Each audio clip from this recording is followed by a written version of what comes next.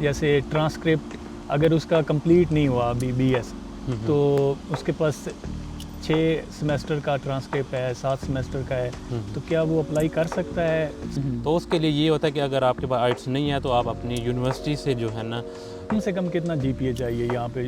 Out of 4 कितना हो तो आप कॉन्फिडेंट होंगे कि मेरा कहीं ना कहीं एडमिशन बिल्कुल, तो यहाँ पे एक है स्कॉलरशिप डॉचलैंड स्टाइपेंडियम के नाम से, उसके लिए आप अप्लाई कर सकते हो।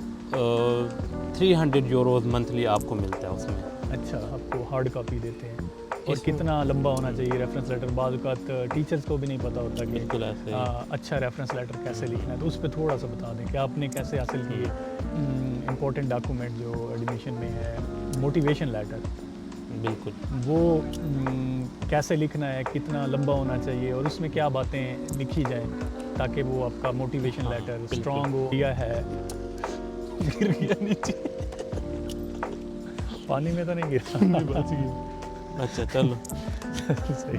में ये भी मेंशन होता है कि इस यूनिवर्सिटी की क्या रिक्वायरमेंट है, आइट्स चाहिए या नहीं चाहिए, अगर चाहिए तो कितना बैंड है। उस आपने कितनी यूनिवर्सिटी में अप्लाई किया? 3 to 4 यूनिवर्सिटीज़ में किया था अप्लाई, जिसमें मेरा तकरीबन 3 में हो गया था। कि हाथ में कौन से डॉक्यूमेंट्स होने चाहिए, चाहे आप बीएस कर रहे हैं या आपने बीएस कंप्लीट कर लिया है, तो आप एडमिशन का प्रोसेस स्टार्ट कर सकते हैं। तो यूनिवर्सिटीज़ की फ़ीस है फर्स्ट पे 70 दैन 30।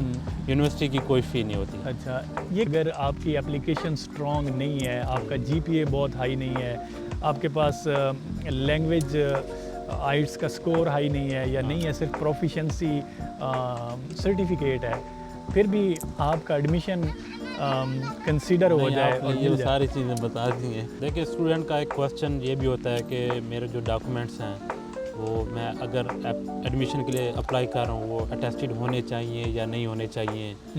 तो उसके बाद जो है फिर मैंने आगे वीज़ा प्रोसेस वगैरह स्टार्ट किया। सही। बाबा ने सही काम डाला 2 दफ़ा। अस्सलाम वालेकुम एंड वेलकम। तो आज की वीडियो में हम डिटेल में बात करेंगे कि आपने अगर जर्मनी आना है एमएस में, किसी भी डिसिप्लिन में, साइंस के, इंजीनियरिंग के या सोशल साइंसेस के, तो आप कैसे अप्लाई कर सकते हैं। तो हम डिटेल में एडमिशन प्रोसेस डिस्कस करेंगे। आपको एडमिशन कब स्टार्ट होता है, किस सेमेस्टर में आपने एडमिशन लेना है, कौन से डॉक्यूमेंट्स चाहिए। तो मेरे साथ जो होस्ट हैं इस वक्त वो आकिब हैं। आकिब का तल्लक पाकिस्तान से है। इस वक्त टीयू ड्रेसडन में मास्टर कर रहे हैं केमिस्ट्री के सब्जेक्ट में। आकिब की जो स्टोरी है मेरे लिए बड़ी इंस्पायरिंग थी कि आकिब ने सेल्फ़ हेल्प के तहत बग़ैर कोई कंसल्टेंट इन्वॉल्व किए, फ्री ऑफ कॉस्ट ख़ुद से सारी चीज़ें सर्च की और बग़ैर अपनी स्टडी में गैप लाए यहाँ पे बीएस के फ़ौरन बाद मास्टर के लिए पहुँच गए जर्मनी में। तो आकिब थोड़ा सा अपने बारे में मज़ीद बताएं ताकि ऑडियंस को पता चले कि आकिब कहाँ से हैं और कैसे इन्होंने जर्नी स्टार्ट की। तो बेसिकली पाकिस्तान में मेरा ताल्लुक़ south Punjab reamer Khan district से है और मैंने बैचलर किया था in chemistry from university of Gujarat. उसके बाद फिर मेरा इंटरेस्ट था मास्टर स्टडीज़ के लिए जर्मनी, तो मैं समर इनटेक 2024 में जर्मनी आ गया और अभी मैं मास्टर कर रहा हूँ in chemistry from technical university of Dresden. और अभी आलमोस्ट मुझे 1.5 साल हो गया और मेरा जो डिग्री का 90% ग्रेजुएशन वो कंप्लीट हो चुकी है और अभी नेक्स्ट सेमेस्टर जो है मैं मास्टर थीसिस को कंटिन्यू करूँगा। और इसके साथ साथ मैं as a research assistant job भी कर रहा हूँ अंडर डॉक्टर मोहम्मद इमरान। और मैं काफ़ी चीज़ें सीख रहा हूँ अपनी फील्ड से रिलेटेड। लैब वर्क के अंदर जो भी सॉफ्ट और स्किल्स होती हैं, लेबॉरेटरी स्किल्स होती हैं, तो अभी तक जो है ना मेरा अच्छा एक्सपीरियंस रहा है through out studies and also environment in Dresden. वो पहला क्वेश्चन ये था कि भाई हु इज़ एलिजिबल, कौन आ सकता है जर्मनी। तो उसका आंसर यही है कि जिसने पाकिस्तान में जो है ना 4 साल बैचलर की है तो वो इधर मास्टर के लिए आ सकता है, एलिजिबल है। ठीक है, पहली जो फर्स्ट रिक्वायरमेंट है। उसके बाद जो है आपने फिर देखना होता है यूनिवर्सिटी की वेबसाइट पे कि यूनिवर्सिटी की क्या क्या रिक्वायरमेंट्स हैं। मेन तो यही है कि आपने बैचलर कर लिया, वो फर्स्ट जो है ना आपकी होनी चाहिए।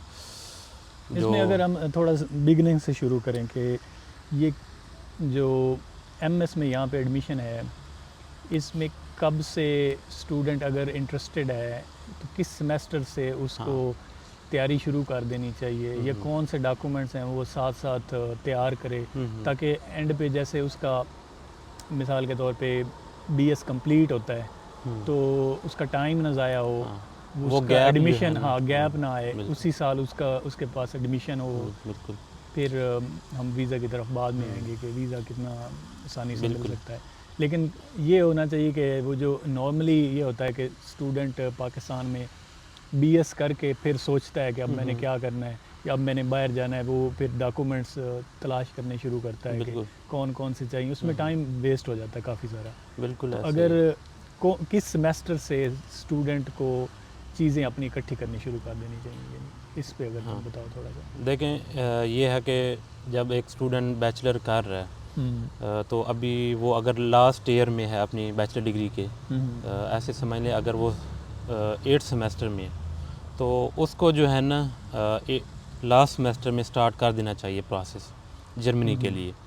तो उसको ये करना चाहिए कि जो है पहले तो यूनिवर्सिटी सर्च करे, ठीक है, अपने इंटरेस्ट की, अपना जो प्रोग्राम ऑफ इंटरेस्ट है और प्रोग्राम और यूनिवर्सिटी ऑफ इंटरेस्ट है, ये दोनों चीज़ें जो है ना वो सर्च करना शुरू कर दे लास्ट सेमेस्टर में, ठीक है।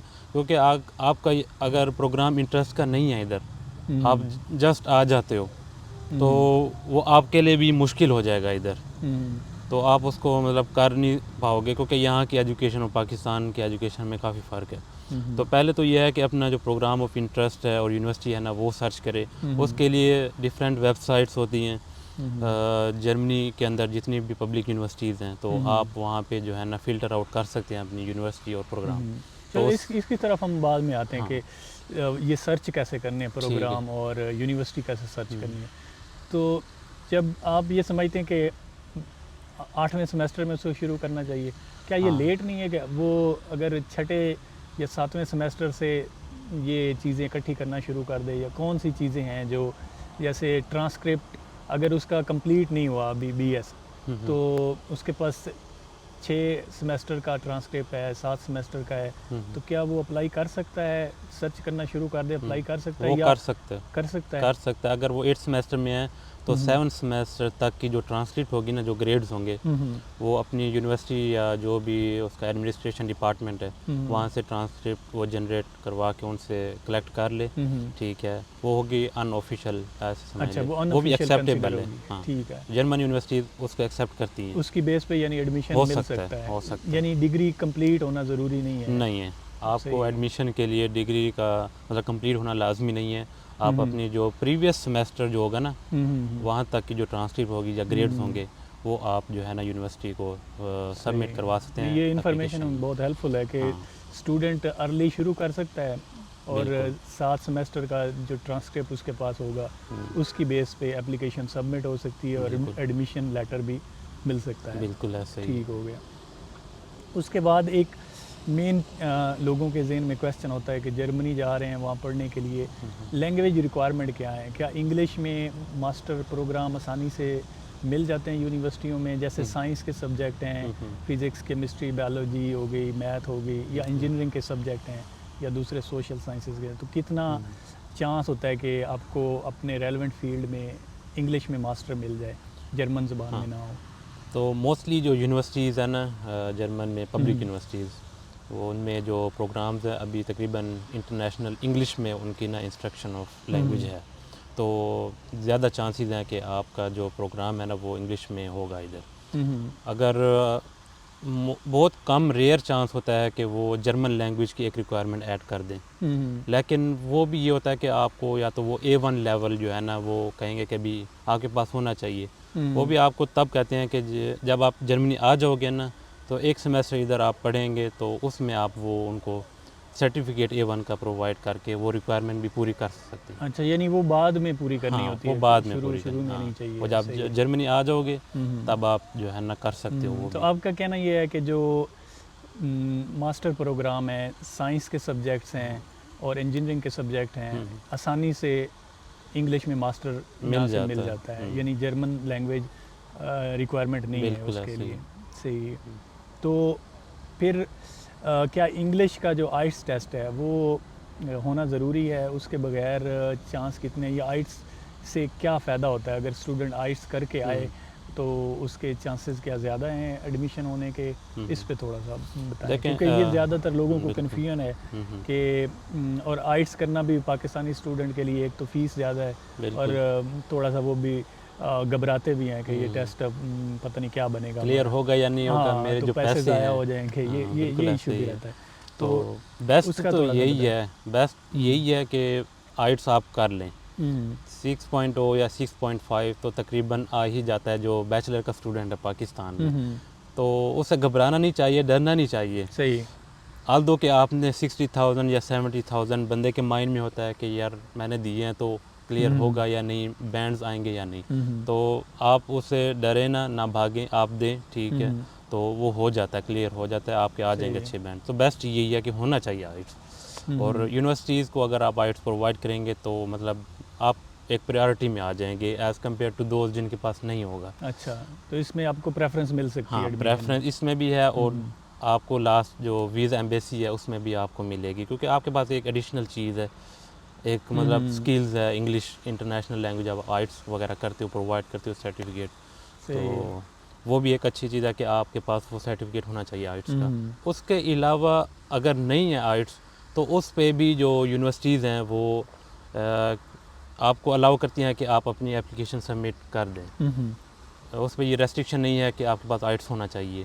तो उसके लिए ये होता है कि अगर आपके पास आइट्स नहीं है तो आप अपनी यूनिवर्सिटी से जो है ना एक प्रोफिशिएंसी लेटर होता है, इंग्लिश प्रोफिशिएंसी लेटर, वो अपने एडमिनिस्ट्रेशन ऑफिस या स्टूडेंट सर्विस सेंटर से वो भी आप वहाँ से कलेक्ट करके तो अपनी एप्लीकेशन में ऐड करके तो सबमिट कर सकते हैं। तो यूनिवर्सिटीज़ हैं कुछ तो उसको भी एक्सेप्ट करती हैं। यानी इंग्लिश प्रोफिशिएंसी पे भी चांस है कि आपका एडमिशन हो सकता है, ऑप्शन है। आपके पास एग्जांपल्स हैं, किसी का हुआ है इस तरह से? जी बिल्कुल, ऐसे मैंने काफ़ी स्टूडेंट देखे हैं और अभी रिसेंटली एक स्टूडेंट का वीज़ा भी लगा है, उसने आइट्स नहीं दिया, उसका एडमिशन भी हो गया, उसका वीज़ा भी आ गया विदाउट आइट्स। अभी सितंबर इनटेक में वो उसकी फ्लाइट। अगर कोई आइट्स नहीं करना चाह रहा या किसी भी वजह से, तो फिर भी उसको चांस लेना चाहिए, उसको कर देना चाहिए, इतना मसला नहीं है। लेकिन वो कंपटीशन में थोड़ा पीछे रह जाएगा, क्योंकि हम देख रहे हैं कि इंडिया से भी बहुत ज़्यादा स्टूडेंट आ रहे हैं और उनके लिए आइट्स करना कोई प्रॉब्लम नहीं है, वो इजीली करके आते हैं, तो आपने उनके साथ compete करना है एक तरह से। बेस्ट ये है कि आइट्स दें, अगर नहीं है तो फिर आप ये ना सोचें कि मैं नहीं, मतलब मेरी एप्लीकेशन नहीं प्रोसीड होगी या इस तरह, आप आइट्स के बगैर भी जो है ना अप्लाई कर सकते हैं। अच्छा, एक और सवाल मेरे माइंड में भी है और ऑडियंस के माइंड में भी होगा जो BS इस वक्त कर रहे हैं, क्योंकि इस वक्त पाकिस्तान में बहुत सारे कॉलेजेस में, यूनिवर्सिटीज़ में BS हो रहा है, तो इसमें जब जर्मनी में वो अप्लाई कर रहे हैं तो क्या किसी को एडवांटेज होता है कि कोई अच्छी यूनिवर्सिटी से पाकिस्तान में कर रहा है, कोई किसी कॉलेज से कर रहा है, तो तुम समझते हो कि जब वो अप्लाई करते हैं तो कोई यहाँ पे ये चीज़ देखता है या इससे कोई ख़ास फ़र्क नहीं पड़ता?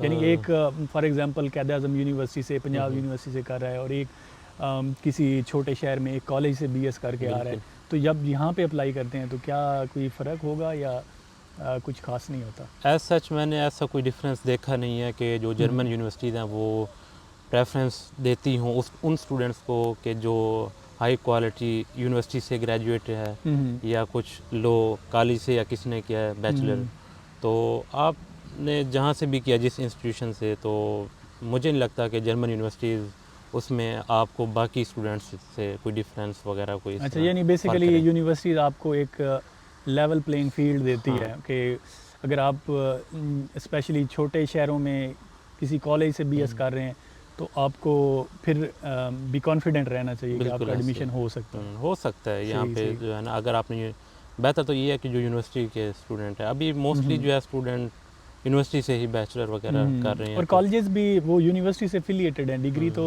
जो उनको ट्रांसक्रिप्ट मिलता है वो यूनिवर्सिटी से ही मिलता है, तो उस तरह से उन्हें कोई डिसएडवांटेज नहीं है। नहीं, एक्सेप्टेबल है, वो भी अप्लाई कर सकते हैं। सही। एक और सवाल जो स्टूडेंट्स के माइंड में अक्सर होता है कि कम से कम कितना GPA चाहिए यहाँ पे आउट ऑफ 4 कितना हो तो आप कॉन्फिडेंट होंगे कि मेरा कहीं ना कहीं एडमिशन बिल्कुल। हो स्टूडेंट जाएगा? ये भी सोचते हैं कि मेरा लो जीपी है या इस पे नहीं हो सकता या मैं नहीं अप्लाई कर सकता। तो मैंने देखे हैं ऐसे स्टूडेंट्स हैं जो 2.8 9 वाले भी जो है ना जर्मनी में हैं। अच्छा, अंडर 3 अगर भी है तो हाँ, फिर भी चांस है। तो आ सकता है, आप कर सकते हो अप्लाई, हम्म तो कर दो, ठीक है, उसमें कोई इतना नहीं है इशू। हम्म तो उसके साथ ये है कि फिर आप इस चीज़ को कंपनसेट कर सकते हो अपने आइट्स से, आइट्स के बैंड अच्छे हों, या आपने इसके साथ कोई जर्मन लैंग्वेज किया हो। अच्छा, A1, बेसिक A1 कर लो। हाँ A1 तो कर लेता है 1 मंथ 2 मंथ में। तो ये चीज़ें जो है ना, ये आपकी प्रोफाइल को स्ट्रॉन्ग करती हैं। अच्छा अच्छा, हाँ, तो इसको आप कंपनसेट कर सकते हो यानी इन अगर सब चीज़ों ऐसे स्टूडेंट जिनका जीपीए 3 के राउंड अबाउट से। चल हाँ, रहा है और वो अपनी एप्लीकेशन को स्ट्रॉन्ग करना चाहते हैं, तो वो एडिशनल जो स्किल हैं, लैंग्वेज बिल्कुल। स्किल, उन पे हाँ, थोड़ा सा बिल्कुल। एक्स्ट्रा फोकस करके वो अपने आप को इक्वली हाँ, दूसरों के बराबर ला सकते बिल्कुल हैं। ऐसे ही। सही सही, ये भी बड़ी अच्छी इन्फॉर्मेशन है। हुँ। सही। तो एक और सवाल मेरे माइंड में है कि यहाँ पे एमएस में क्या स्कॉलरशिप भी मिलता है किसी स्टूडेंट को? कोई बहुत अच्छा ब्रिलियंट स्टूडेंट है, बहुत अच्छा जीपीए है या लैंग्वेज बहुत अच्छी है, तो आपने देखा है कि या कोई चांस होता है कि यहाँ से वो ट्यूशन फीस तो ऑलमोस्ट बहुत ना होने के ज़ीरो बराबर है है, तकरीबन। ठीक है, तो लेकिन इसके अलावा क्या स्कॉलरशिप भी मिल सकता है उनको, लिविंग स्टाइपेंड या इस तरह की चीज़ कुछ मिल सकती है? देखें, यहाँ पे जो जितनी भी पब्लिक यूनिवर्सिटीज़ है ना जर्मनी में, वहाँ पे ट्यूशन फ़ीस ज़ीरो है तकरीबन। तो जस्ट कंट्रीब्यूशन फ़ीस होती है जो 300-400 मैक्सिमम होती है, ठीक इस है। पे हम आते हैं हाँ, कि वो अब फीस पे हम थोड़ा हाँ, सा बाद में आएंगे। तो जो स्कॉलरशिप का है ना, वो ये है कि जब आप जर्मनी आ जाते हो इधर, 1 सेमेस्टर या 2 सेमेस्टर हो जाता है, तो यहाँ पे एक है स्कॉलरशिप डॉचलैंड स्टाइपेंडियम के नाम से। उसके लिए आप अप्लाई कर सकते हो। 300 यूरोज़ मंथली आपको मिलता है उसमें, अच्छा वो अप्लाई कर सकते हो। कंपटीशन हाई होता है क्योंकि यहाँ पे जर्मन्स भी अप्लाई करते हैं। अच्छा, लोकल स्टूडेंट से भी आपने कम्पीट हाँ, करना है तो उसमें? जो सही यहाँ सही। के जो है ना स्टूडेंट जर्मन, तो उनके साथ भी आपका कंपटीशन ज़्यादा होता है, तो है कंपटीशन बहुत ज़्यादा उसमें। तो लेकिन आप अप्लाई कर सकते हो, 300 यूरोज़ मंथली उसमें तो क्या आपको मिल सकता है। आपके सामने कोई एग्जांपल है कि जिसमें किसी को स्कॉलरशिप मिला भी हो पाकिस्तान से या इंडिया से कोई स्टूडेंट आया हो? कुछ मैंने देखे हैं स्टूडेंट्स पाकिस्तान से जो इधर कर रहे हैं एमएस, उनको ये स्टाइपेंडियम जो है स्कॉलरशिप वो मिली है, तो वो ले रहे हैं 300 यूरोज़। अच्छा, तो हैं, सही तो सही। ये डिपेंड करता है आपकी प्रोफाइल पे भी, रिक्वायरमेंट पे हो सकता है आप एक स्किल्स। सेमेस्टर गुजारने के बाद हाँ, अच्छा परफॉर्म करें बिल्कुल तो ऐसे ही। उसकी बेस पे भी मिल हाँ, सकता है। आपके उसमें ग्रेड्स आ जाते हैं जो आपने इधर अचीव करने हैं फर्स्ट सेमेस्टर में। तो आपकी स्किल्स भी होती हैं एक्स्ट्रा करिकुलर। मैंने देखा है सही इसमें जो मेनली है ना एक्स्ट्रा करिकुलर एक्टिविटीज़, स्किल्स वो होनी चाहिए। सही। अच्छा, आके ये बताओ कि ये जो प्रोसेस है एडमिशन का, ये एक स्टूडेंट जो बीएस कर रहा है पाकिस्तान में, मतलब वो थर्ड फोर्थ या फिफ्थ सेमेस्टर में है, तो उसको कब से चीज़ें तैयार करना शुरू कर देनी चाहिए? जैसे आइट्स है, जिन चीज़ों पे टाइम लगता है, तो कब से उसको यानी कि चीज़ें रेडी करना शुरू कर देनी चाहिए? हाँ, और कब से उसको फिर डॉक्यूमेंट्स हाथ में हों तो वो अप्लाई करना शुरू कर दे? क्या उसके लिए ट्रांसक्रिप्ट कंप्लीट होना ज़रूरी है, या वो 7 सेमेस्टर 6 सेमेस्टर की ट्रांसक्रिप्ट के बेस पे भी अप्लाई कर सकता है? यानी ये कन्फ्यूजन है जो मोस्टली लोगों को होता है कि मेरी डिग्री मुकम्मल होगी उसके बाद मैं अप्लाई करूँगा, ठीक है, तो ये अगर आप क्लैरिफाई कर लें अपने एक्सपीरियंस की बेस पे तो ये बहुत सही है। हेल्पफुल होगा। तो अगर मैं आपको अपना बताऊं, तो जब मैं सेकंड सेमेस्टर में था तकरीबन, तो मैंने माइंड बना लिया था कि मैंने अपनी जो मास्टर स्टडीज़ है वो फ़ॉरेन जो है ना कंट्री में करनी है। तो उसमें मैंने जर्मनी को फर्स्ट प्रायोरिटी में रखा था कि भी यहाँ पे मैंने करना है। तो जब मैं फिफ्थ सेमेस्टर में था तो तब जो है ना मैंने स्टार्ट कर दिया था प्रोसेस। और फिफ्थ सेमेस्टर में जब आप हैं ना बैचलर स्टडीज़ में, तो आपको कर देना चाहिए, अच्छा, ठीक है। तो उसमें ये है कि आपको जब आप 7th सेमेस्टर में हो जाएं, तो उसमें आप जो प्रीवियस सेमेस्टर की ट्रांसक्रिप्ट है उसको यूज़ करके तो यूनिवर्सिटी में आप एडमिशन के लिए अप्लाई कर सकते हैं। तो जो है ना 5th सेमेस्टर के बाद आपको वो कर देना चाहिए स्टार्ट। ये 5th सेमेस्टर के बाद मैंने क्या सही। तो आइट्स पे नॉर्मली कितना टाइम लगता है, यानी कब आपके हाथ में आइट्स होना चाहिए? आइट्स बेहतर तो यही है कि जब आपने माइंड बना लिया है तो आइट्स की प्रेपरेशन भी स्टार्ट कर दें। तो फिफ्थ सिक्स सेमेस्टर 2 सेमेस्टर आप लगाएं, प्रेपरेशन करें उसकी, क्योंकि आपने क्लासेस भी लेनी होती हैं बैचलर्स की। तो 7th सेमेस्टर में जो है ना आप के पास आइट्स सर्टिफिकेट होना चाहिए, ठीक है, जब आप यूनिवर्सिटी के लिए अप्लाई कर रहे हैं। 5th और 6th सेमेस्टर में जो है ना अपनी आइट्स प्रेपरेशन वगैरह और माइंड सेटअप सारा बना लें कि मैंने जाना है। तो 7th सेमेस्टर में आपके पास आइट्स भी आ जाएगा, तो 6th सेमेस्टर तक की जो ट्रांसक्रिप्ट होगी वो भी आ जाएगी। तो फिर आप जो है ना यूनिवर्सिटी में अप्लाई कर दें। सही। इसके अलावा एक तो लैंग्वेज का हो गया कि या प्रोफिशेंसी सर्टिफिकेट होना चाहिए कि आपके जो कोर्सेज़ हैं वो इंग्लिश में आपकी यूनिवर्सिटी देगी, बिल्कुल। या आपके पास आइट्स होना चाहिए। तो आइट्स कितना स्कोर मिनिमम जो है वो हो तो फिर वो वैलिड है? हाँ, आइट्स में जो है आपके पास 6.0 होना चाहिए। 6.5 ये अच्छा होगा, मतलब अगर जितना बैंड अच्छा मतलब आपका होगा हाई, तो जाहिर सी बात है उस पर आपको प्रायोरिटी मिलेगी। तो 6.0 जो है ना ये मिनिमम हो आपके पास। सही। तो हाँ, तकरीबन 6.5 तक भी आ जाता है जो बैचलर के स्टूडेंट हैं पाकिस्तान में। तो एज सच इतना कोई मसला नहीं है। तो आइट्स लेना चाहिए, इतना भागना नहीं चाहिए। फर्स्ट प्रायोरिटी यही है। उसके बाद फिर आ जाता है आपका इंग्लिश प्रोफिशिएंसी लेटर। अगर आइट्स नहीं है आपके पास तो आप अपनी यूनिवर्सिटी से वो कलेक्ट करवा सकते हैं। इसके अलावा क्या रेफरेंस लेटर भी चाहिए होते हैं अपने यूनिवर्सिटी प्रोफेसर से जब आप अप्लाई कर रहे हैं? कितने रेफरेंस लेटर चाहिए और उसका कोई आप बता दें कि अच्छे लेटर कैसे स्टूडेंट हासिल कर सकते हैं? बिल्कुल। जो जर्मन यूनिवर्सिटीज़ है उनमें आपको एप्लीकेशन में रिकमेंडेशन और या रेफरेंस लेटर जिसे कहते हैं वो भी ऐड करना होता है। तो उसमें जो है ना आपके जो यूनिवर्सिटी के प्रोफेसर हैं जिनके साथ आपकी बातचीत है, अच्छी कम्युनिकेशन है, जो आपको जानते हैं सही जो है ना, तो उनसे आपने रेफरेंस लेटर बनवाना होता है। तो उसमें आपको जो है ना मिनिमम दो तक तो चाहिए होते हैं। 3 तक भी हो जाए मतलब सेफ साइड, तो आप जो है ना 3 तक रखें अपने पास, 3 प्रोफेसर का रेफरेंस लेटर। तो क्या इस जो रेफरेंस लेटर है इसकी हार्ड कॉपी चाहिए होती है या प्रोफेसर डायरेक्टली कोई यूनिवर्सिटी का लिंक है जहाँ पे वो सबमिट करते हैं रेफरेंस लेटर, या आपको हार्ड कॉपी देते हैं? और कितना लंबा होना चाहिए रेफरेंस लेटर? बाद औक़ात टीचर्स को भी नहीं पता होता कि बिल्कुल ऐसे ही। अच्छा रेफरेंस लेटर कैसे लिखना है, तो उस पर थोड़ा सा बता दें कि आपने कैसे हासिल किए, कितने लेटर हासिल किए, कितने लंबे लिखे हुए थे, क्या चीज़ उसमें हाईलाइट करनी होती है टीचर ने? तो इसमें जो है ना आपको हार्ड फॉर्म में चाहिए होता है टीचर से, ठीक है, वो आपको बना देंगे। तो उसकी जो कॉपीज़ होंगी ना या PDF फाइल, तो वो जो है ना आपको चाहिए होते हैं और वही आप अपलोड करते हो जो एडमिशन जो प्रोफाइल होती है एप्लीकेशन में। तो ऑनलाइन वाला सीन नहीं होता कि प्रोफेसर आपका डायरेक्ट ऑनलाइन यूनिवर्सिटी को मेल करेगा। तो हार्ड कॉपीज चाहिए होते हैं। तो उसमें जो है ना आपने ये अच्छा बनवाना, मतलब ये भी स्टूडेंट जो है ना, जो एक तो प्रोफेसर के बाद ऑलरेडी एक टेम्पलेट होता है उसमें जस्ट वो नाम चेंज करते हैं, तो वो कहते हैं जी ये आपका रेफरेंस लेटर है। तो कोशिश करें अपने रेफरेंस लेटर को अच्छा से अच्छा बनवाएं। उनको रेकमेंड करें थोड़ा सा प्रोफेसर्स को कि मतलब मॉडिफिकेशन वगैरह करें, थोड़ा अच्छा सा उसको क्राफ्टिंग जो है ना ये भी। अगर स्टूडेंट खुद से एक रफ ड्राफ्ट दे दे टीचर या प्रोफेसर को तो ये भी अच्छा वो ऑप्शन हेल्पफुल है। हो सकता है, वो चेंज कर ले रिक्वायरमेंट के मुताबिक। ये भी अच्छा ऑप्शन है। प्रोफेसर वो कर देते हैं, मतलब कोई इशू नहीं बनाते। आप एक अच्छा सा टेम्पलेट बना के उनके पास चले जाएं। एक पेज का होता है, कितना होता है? हाँ, एक पेज का जो है ना इनफ है, ज़्यादा लंबी चौड़ी थ्योरी या कहानी नहीं उसमें लिखनी।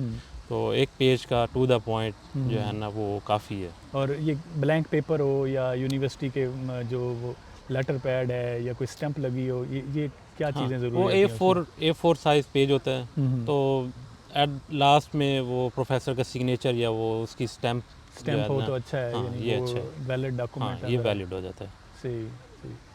चलो, ये अच्छा आपने बता दिया रेफरेंस लेटर के बारे में। अब एक और इम्पोर्टेंट डॉक्यूमेंट जो एडमिशन में है, मोटिवेशन लेटर।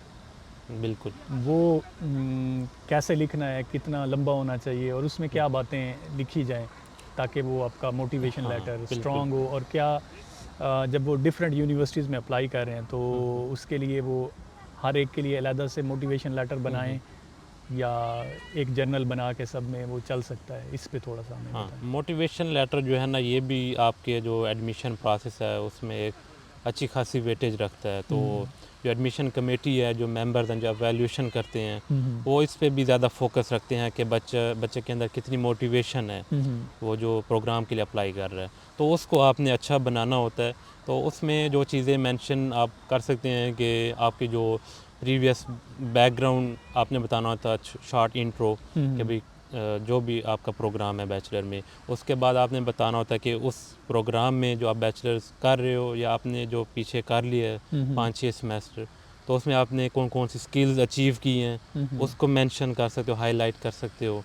और उसके अलावा अगर कोई आपने लैब में वर्क किया है या कुछ एक्सपीरियंस हो गया, hands on experience, practical work, वो भी ऐड कर कोई सकते हो। इंस्ट्रूमेंट या हाँ, कोई इस तरह कोई जो स्किल, कुछ भी आपने सॉफ्ट किया ना, स्किल्स बिल्कुल हैं, कंप्यूटर की स्किल हैं, वो भी ऐड बिल्कुल, कर सकते हैं। वो भी ऐड कर सकते हो उसके अंदर। और ये चीज़ें तो होगी आपकी अपनी, मतलब जो प्रोफाइल है, बैकग्राउंड। अब इसको आपने लिंक करना है अपने उस प्रोग्राम से जिसके लिए आप जर्मनी आ रहे हो या मास्टर के लिए आ रहे हो। तो उसके लिए जो है उस प्रोग्राम जो जर्मनी में आप जाओगे जिसमें, वो ओपन करें, उसको देखें कि उसमें कौन कौन से प्रोफेसर्स हैं, ठीक है, उनकी क्या क्या रिसर्च चल रही है। फिर अपने बैकग्राउंड को उन प्रोफेसर्स की जो रिसर्च है उसके साथ लिंक करें, रिलेशन जो है ना, तो उन प्रोफेसर को भी अपने लेटर में मेंशन करें। अच्छा, उनका नाम हाँ, भी लिखें, उनका रिसर्च का हाँ, कुछ लिखें कि बिल्कुल, मैं यहाँ पे पहुँच के इसके साथ रिसर्च हाँ, करूँगा या इसके रिसर्च से मैं इंस्पायर्ड हूँ, इस तरह की हाँ, बात लिखें। बिल्कुल। इससे ये चीज़ हाईलाइट होगी आपके लेटर में कि एडमिशन जो कमेटी है उसको लगेगा कि यार इस बच्चे ने जो है ना स्टडी किया है, इसने पढ़ा है हमारी, जेन्युइन कैंडिडेट हाँ, है, प्रोग्राम हमारा में, प्रोग्राम सर्च किया है, हाँ, प्रोफेसर ये देखे हैं। इंटरेस्टेड है। अच्छा, तो ये बहुत इंपॉर्टेंट हाँ, इन्फॉर्मेशन है वो जो कहेंगे कि ये सीरियस है बच्चा, जो है ना इसने स्टडी किया कुछ, तो उससे भी आपको उसकी आपकी प्रायोरिटी मिलेगी। एप्लीकेशन स्ट्रांग हाँ, होगी। सही। तो ये चीज़ें जो है ना आपने मेंशन और उसमें लेंथ करनी। कितनी होनी चाहिए? अगेन 1 पेज का हो, 2 पेज का हो, कितना हो जो मोटिवेशन लेटर है? तकरीबन 1.5 तक मैक्सिमम इतना रखें, ज़्यादा लेंथ ही नहीं करके जाना। अगर ऐसे मान लो, हाँ, 1.5 तक आप जो है ना रखें अपने मोटिवेशन लेटर को, ये काफ़ी है, इनफ है। सही, ज़बरदस्त। ये तो बहुत अच्छी आपने इन्फॉर्मेशन दी। सही। इसके अलावा सीवी जो है वो कैसी होनी चाहिए? वो अगेन कितनी उसकी लेंथ होनी चाहिए? कोई ख़ास फॉर्मेट है जब आप अप्लाई कर रहे हैं तो उस पर भी बताएं। सीवी मोस्टली यूनिवर्सिटीज़ जो हैं उन्होंने अपने पोर्टल पे मेंशन किया होता है कि आप इस वेबसाइट पे जाके ना अपनी सीवी बनाएं। उसमें यूरोपास जो है ना मोस्टली देखने को मिलता है। यूनिवर्सिटीज़ ने वो चीज़ मेंशन किया होता है कि आप यूरोपास एक वेबसाइट है, तो वहाँ पे जाके अपनी सीवी बनाएं, तो वो एडमिशन जो एप्लीकेशन है उसमें ऐड करें। तो यूरोपास जैसे ही आप गूगल करेंगे तो आपको आइडिया हो जाएगा। तो वहाँ पे जाके ना आप अपनी प्रोफाइल बनाते हैं, इन्फॉर्मेशन वगैरह देते हैं, तो वहाँ से इजीली अपनी जो कोई सीवी है वेबसाइट ना, है हाँ, ये वेबसाइट है, उस पे जाके आप हाँ, इन्फॉर्मेशन दें तो आपकी सीवी बन जनरेट हो जाती है वहाँ पे सही, डिफरेंट टेम्पलेट्स में, तो यूरोपास स्टाइल होता है। तो उसका हम जो एड्रेस है वेबसाइट का वो डिस्क्रिप्शन में दे देंगे, हाँ, ताकि अगर कोई बिल्कुल, जाके बनाना चाहे तो उसे इजीली वो एक्सेसिबल हो। बिल्कुल। सही।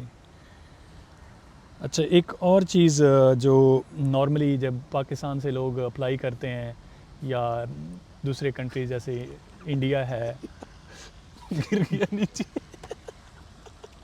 पानी में तो नहीं गिरा बच गया। अच्छा, चलो। सही। तो अच्छा, फिर उससे मैं शुरू करता हूँ। सही, ठीक। अच्छा, एक और चीज़ है, जैसे जब लोग अप्लाई करते हैं इंटरनेशनल स्टूडेंट पाकिस्तान से या इंडिया से या और कंट्री से, तो उनका जो ग्रेडिंग सिस्टम है वो यहाँ के ग्रेडिंग सिस्टम से मुख्तलिफ हो सकता है। तो उसके लिए कोई एक्सप्लेनेशन चाहिए होती है या जो समटाइम ट्रांसक्रिप्ट के बैक साइड पे लिखा होता है वो सफिशिएंट होता है? तो उस पर भी थोड़ा सा बता दें। हाँ, ये चीज़ भी बड़ी इंपॉर्टेंट होती है आपके एप्लीकेशन में। जब हम ट्रांसक्रिप्ट सबमिट करते हैं एप्लीकेशन में, तो जो एवेल्यूएशन वाले लोग होते हैं उनके लिए ये डिफ़िकल्ट होता है कि वो किस तरह आपके ग्रेड को एवेल्यूएट करें। तो अक्सर यूनिवर्सिटीज़ होती हैं जिनकी जो ट्रांसक्रिप्ट होती है उसकी बैक साइड पे मेंशन होता है ग्रेडिंग स्केल, कि इतने पॉइंट पे इतने परसेंटेज है इस बच्चे की, इस पॉइंट इतने ग्रेड है तो इतना परसेंटेज है। अगर वो नहीं है तो फिर आप, ऐसा होता है कि आप खुद से या यूनिवर्सिटी ने ऑलरेडी उनकी वेबसाइट पे मौजूद होता है एक ग्रेडिंग सिस्टम या फाइल होती है ग्रेडिंग, वहाँ पे एक टेबल होता है जिसमें मेंशन होता है कि इस ग्रेड पे ना इतना परसेंटेज है। क्योंकि जर्मनी का अगर आप ग्रेडिंग सिस्टम देखें तो यहाँ पे थोड़ा सा अपोजिट है।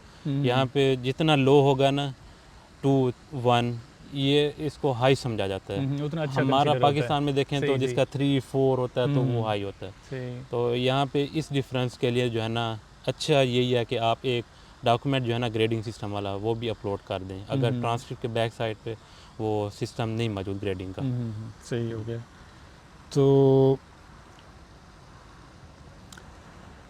एक और सवाल, अब थोड़ा सा मैं आऊँगा कि यूनिवर्सिटी कैसे सर्च करनी है। कि देखो पाकिस्तान में या दूसरे इंटरनेशनल स्टूडेंट को नहीं पता है कि यहाँ पे कितनी यूनिवर्सिटीज़ हैं, कौन सी यूनिवर्सिटीज़ अच्छी हैं, किस में क्या किस लेवल का प्रोग्राम हो रहा है, और क्या इंग्लिश में प्रोग्राम मिलेगा या नहीं मिलेगा मास्टर के लिए।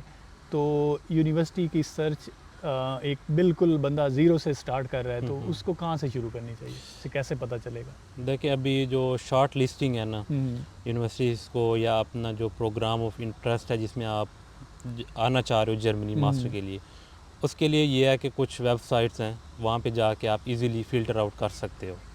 तो उसमें जो फर्स्ट है वो .de के नाम से है, वो भी डिस्क्रिप्शन में मेंशन कर देंगे, उससे आप इजीली जो है ना ओपन करके देख सकते हैं। फेलोशिप जो स्कॉलरशिप वाली जो वेबसाइट है, बिल्कुल ये उसी के साथ ये लिंक है। अच्छा। तो वहाँ पे एक ऑप्शन होता है इंटरनेशनल प्रोग्राम का, तो वहाँ पे जाके आप अपना जो प्रोग्राम इंटरेस्ट है और यूनिवर्सिटीज़ हैं वो सिलेक्ट कर सकते हो।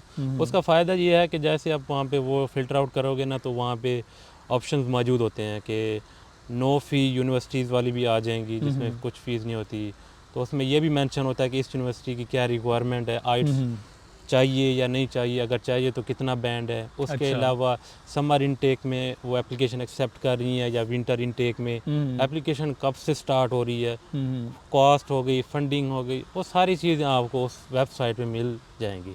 उसके अलावा जो दूसरा जो है ना स्टेप, अगर वहाँ पे मतलब आपका इंटरेस्ट जो है प्रोग्राम इंटरेस्ट वो नहीं मिलता, तो आप गूगल करें, ठीक है, वहाँ से भी आप यूनिवर्सिटी की डायरेक्ट वेबसाइट पे जाके भी चेक कर सकते हैं। कुछ यूनिवर्सिटीज़ नहीं होती, इस तरह भी मिल जाता है। हाँ, तो आपने वाइड रहना है, तो मल्टीपल वेबसाइट पे जाके ना अपने प्रोग्राम को सर्च करना है। सही।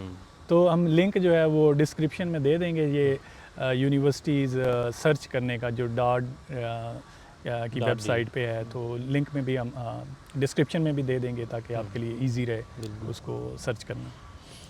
सही हो गया। तो इस तरह से हम फिर ये देख सकते हैं कि कहाँ पे मास्टर इंग्लिश में हो रहा है, हमारे रेलेवेंट हो रहा है या नहीं हो रहा। तो उसके बाद है कि एक सवाल जो लोगों के माइंड में रहता है कि कितनी यूनिवर्सिटीज़ में हम अप्लाई करें ताकि कम से कम 1 या 2 में तो हमारा हो जाए, क्योंकि ये प्रोबेबिलिटी है ना कि प्रोबेबिलिटी हायर हो जाएगी अगर ज़्यादा यूनिवर्सिटी में अप्लाई करें। तो कोशिश करनी चाहिए कि आपने ऑप्शन ज़्यादा रखने हैं। आप जो है ना सिर्फ स्पेसिफिक ना रहें कि मैं इस सिटी या इस यूनिवर्सिटी में अप्लाई करूँगा तो हो जाएगा। तो आप जो है ना मल्टीपल यूनिवर्सिटीज़ और अपने प्रोग्राम से रेलेवेंट जो भी प्रोग्राम्स हैं उसमें आप अप्लाई करें, ठीक है। तो इससे ज़्यादा चांसेस भी हो जाते हैं। तो कोशिश करनी चाहिए ज़्यादा से ज़्यादा यूनिवर्सिटीज़ में अप्लाई करें आप।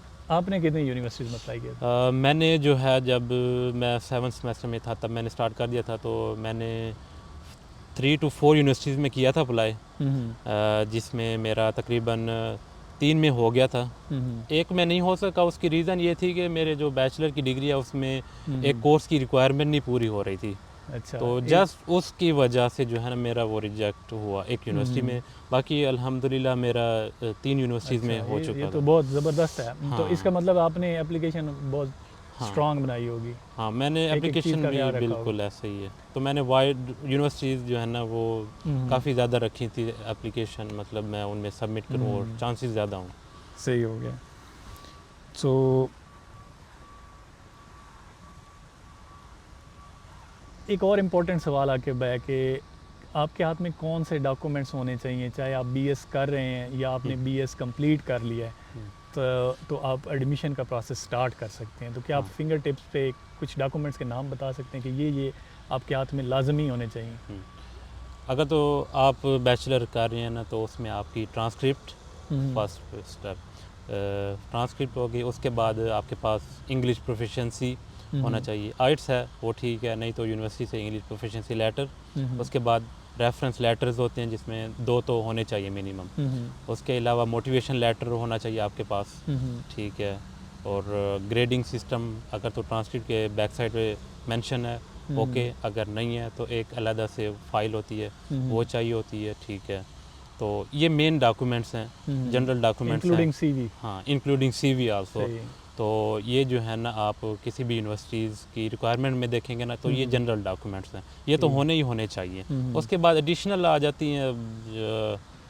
एडिशनल में कोई लैंग्वेज की स्किल हाँ, है या कुछ और आपके पास एडिशनल स्किल हैं जो कोई समझते आपने हैं कि कोर्स लिया है या हाँ, उसका आपकी सर्टिफिकेट application भी को स्ट्रॉन्ग कर हाँ, सकते हैं, कुछ बिल्कुल। भी रेलेवेंट डॉक्यूमेंट्स हाँ, जो आपके पास ये हैं, आपकी तो वो एडिशनल add में कर आ सकते हैं। जाएगा। सही हो गया। तो अब आ जाएं कि सही। अच्छा, अब आपके हाथ में डॉक्यूमेंट्स हैं, तो अब कैसे शुरू करें एडमिशन का प्रोसेस, यानी कहाँ से शुरू करें? यूनिवर्सिटीज़ भी आपने शॉर्ट लिस्ट करी, क्या यूनिवर्सिटी की वेबसाइट पे डायरेक्ट जाके अप्लाई करें या कोई इंटरमीडिएट एजेंसी है जो आपको हेल्प करती है यहाँ पे एडमिशन हासिल करने में? तो इसका क्या प्रोसेस है? देखें, अभी आपने program of interest university select कर ली, आपके पास डॉक्यूमेंट्स भी हैं, अब आपने अप्लाई कैसे करना है? इसके बेसिकली टू वेज हैं, ठीक है। एक होता है कि आप डायरेक्ट यूनिवर्सिटी की वेबसाइट पे जाके वहाँ पे उनका जो पोर्टल दिया होता है वहाँ पे आप एप्लीकेशन सबमिट कर सकते हो। इसके अलावा कुछ यूनिवर्सिटीज़ हैं वो ये अलाउ करती हैं कि एक थर्ड एजेंसी या यूनि असिस्ट वहाँ पे जाके जो है ना आप अपनी एप्लीकेशन सबमिट करते हो। ये 2 डिफरेंट मेथड्स हैं। कुछ यूनिवर्सिटीज़ कहती हैं कि आप हमारी जो वेबसाइट है वहाँ पे डायरेक्ट एप्लीकेशन सबमिट करें। कुछ यूनिवर्सिटीज़ होती हैं वो कहती हैं यूनि असिस्ट से जो है ना आप अप्लाई करें। तो इसमें अगर मैं आपको बताऊँ यूनि असिस्ट का, उसका ये सीन होता है कि आप अपने जितने भी डॉक्यूमेंट्स हैं वो यूनि असिस्ट पे सबमिट करते हो, एप्लीकेशन वहाँ पे जनरेट करते हो उस यूनिवर्सिटी की, ठीक है। फिर उस पर ये होता है कि जो फर्स्ट एप्लीकेशन होगी उसकी जो फ़ीस है वो 70 यूरो होती है, ठीक है। उसके बाद जो सेकंड, थर्ड और फोर्थ एप्लीकेशन होगी उस पर आपके 30 यूरोज़ लगते जाएंगे, ऐड होते जाएंगे। हाँ, फर्स्ट पे 70 यूरो, देन आपके 30 यूरोज़। अच्छा, ये उस यूनिवर्सिटी की फ़ीस है या उस नहीं, वो यूनि असिस्ट की यूनिवर्सिटी फ़ीस है। अच्छा, ठीक है। अब आपने अप्लाई कर दिया, फ़ीस पे कर दी, एप्लीकेशन सबमिट हो गई, यूनि असिस्ट की बात कर रहा हूँ। तो फिर यूनि असिस्ट ये करेगी कि कोई 1 मंथ लेगी एवेल्यूशन पे, यूनि असिस्ट, ठीक है ना। उसके बाद ना वो एक रिपोर्ट जनरेट करेगी, एवेल्यूशन रिपोर्ट। अच्छा, तो वो एक रिपोर्ट आपको भी यूनि असिस्ट सेंड करेगी, एक रिपोर्ट वही यूनिवर्सिटी को सेंड करेगी जहाँ आपने अप्लाई किया। अच्छा, तो ऐसे समझे यूनि असिस्ट एक थर्ड पार्टी है, आप उसको भेजते हो एप्लीकेशन, वो फिर आगे यूनिवर्सिटी को आपकी रिपोर्ट जो है ना एवेल्यूशन रिपोर्ट 1 महीने के बाद वो भेजेगी। फिर यूनिवर्सिटी एवेल्यूएट करेगी, अच्छा, ठीक है। फिर यूनिवर्सिटी आपको एडमिशन लेटर सेंड करेगी, यूनि असिस्ट नहीं करेगी, यूनिवर्सिटी आपको एडमिशन। इसमें यूनिवर्सिटी पे अलग से फ़ीस तो नहीं अप्लाई करने नहीं, वो जस्ट यूनि असिस्ट की फ़ीस है, फर्स्ट पे 70 देन 30। यूनिवर्सिटी की कोई फ़ी नहीं होती। अच्छा, ये कैसे पता चलता है कि ये यूनिवर्सिटी यूनि असिस्ट के थ्रू चल रही है एडमिशन के लिए और ये जो है ये डायरेक्ट है? ये कैसे जब आप यूनिवर्सिटी शॉर्ट लिस्ट करते हो ना तो उसकी वेबसाइट पे जाते हो, रिक्वायरमेंट पे, एप्लीकेशन रिक्वायरमेंट, तो उन्होंने मेंशन किया होता है अच्छा, कि आप हमारे डायरेक्ट जो पोर्टल है ना, वेबसाइट है, वहाँ पे अप्लाई करो, और मोस्टली उनकी फ़ीस नहीं होती। अच्छा, जो यूनिवर्सिटीज़ अपनी वेबसाइट पे एप्लीकेशन एक्सेप्ट करती हैं उसकी यूनिवर्सिटी नहीं होती। उसके अलावा उन्होंने ये भी मेंशन किया होता है, अगर ये ऑप्शन नहीं होता, वो कहती हैं कि आप यूनि असिस्ट पे अप्लाई करो, हम वहाँ से आपकी एप्लीकेशन एक्सेप्ट करेंगे। तो वहाँ से आपको इजीली अंदाज़ा हो जाता है कि यूनिवर्सिटी किस तरह एप्लीकेशन एक्सेप्ट कर रही है। तो ये 2 वेज हैं। जब आपने अप्लाई किया, आपने क्या यूनि असिस्ट के थ्रू अप्लाई किया था या डायरेक्ट अप्लाई? मैंने जिन यूनिवर्सिटी में अप्लाई किया था उनमें एक यूनिवर्सिटी जो थी जहाँ से अभी मैं मास्टर्स कर रहा हूँ, टेक्निकल यूनिवर्सिटी ड्रेसडन, तो वहाँ पे उन्होंने मेरी जो एप्लीकेशन है वो यूनि असिस्ट से एक्सेप्ट की थी। अच्छा, तो मैंने यूनि असिस्ट को अपनी एप्लीकेशन डॉक्यूमेंट्स वगैरह भेजे थे, देन फिर वहाँ से मेरी एवेल्यूएशन हुई थी। तो उसके अलावा जो है 2 यूनिवर्सिटी जो थी वो डायरेक्ट पोर्टल पे मैंने किया था अप्लाई, वहाँ पे फ़ीस नहीं होती। कोशिश ये करनी चाहिए कि जो यूनिवर्सिटीज़ अपने डायरेक्ट पोर्टल पे करें एक्सेप्ट, तो वहाँ पे आप करो ही करो, सही, उसको सही। आप जो है ना क्योंकि फ्री है। हाँ निगलेक्ट नहीं करो, ठीक है, क्योंकि सही वो हो फ्री भी है, तो ज़्यादा से ज़्यादा रिजेक्ट हो जाएगी तो आपका कोई ना जा रहा है ना कोई आ रहा है, ठीक है। अगर एक्सेप्ट हो जाएगी तो वेल एंड गुड, नहीं सही, होता तो सही। कुछ फ़र्क तो नहीं 2 पड़ेगा। यूनिवर्सिटीज़ में आपका डायरेक्ट उनके पोर्टल पे अप्लाई करने से एडमिशन हुआ, हाँ ठीक हो गया। तो अभी मेरे माइंड में एक सवाल आ रहा था, भूल गया इसी से रिलेटेड, सही थोड़ी ब्रेक हाँ। अच्छा, एक और सवाल जो लोगों के माइंड में होता है कि किस सेमेस्टर में अप्लाई करना चाहिए।